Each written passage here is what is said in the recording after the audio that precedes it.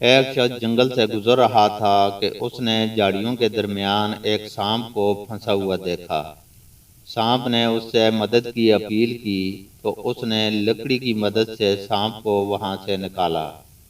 باہر آتے ہی سانپ نے کہا، میں تمہیں ڈسوں گا۔ اس شخص نے کہا، میں نے تمہارے ساتھ نیکی کی ہے، تم میرے ساتھ بدی کرنا چاہتے ہو۔ سانپ نے کہا کہ ہاں، نیکی کا جواب بدی ہی ہے۔ اس آدمی نے کہا، چلو کسی سے فیصلہ کروا لیتے ہیں۔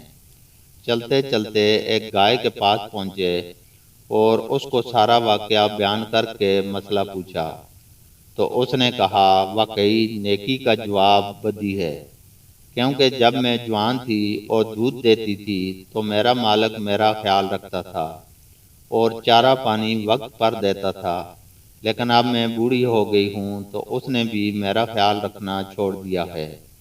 یہ سن کر سانپ نے کہا، اب تو میں ڈسوں گا۔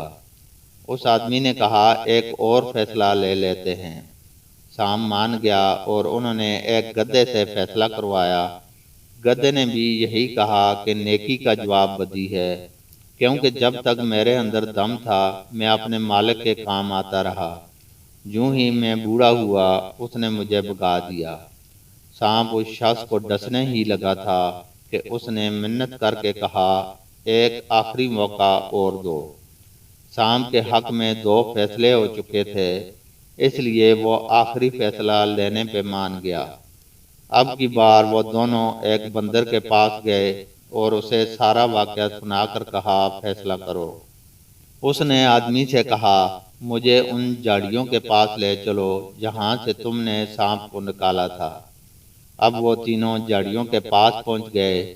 بندر نے کہا، سانپ کو میرے سامنے جھاڑیوں کے اندر پھینکو اور پھر میرے سامنے باہر نکالو، اس کے بعد میں فیصلہ کروں گا۔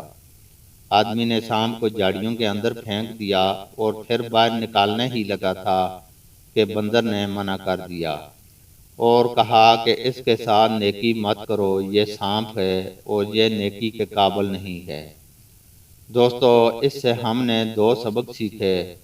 اگر سانپ کے ساتھ نیکی کرو گے پھر بھی وہ ضرور ڈسے گا، اور دوسرا سبق یہ ہے کہ ہر مسئلے کو وہاں سے سلجھانا شروع کرو جہاں سے الجھا تھا۔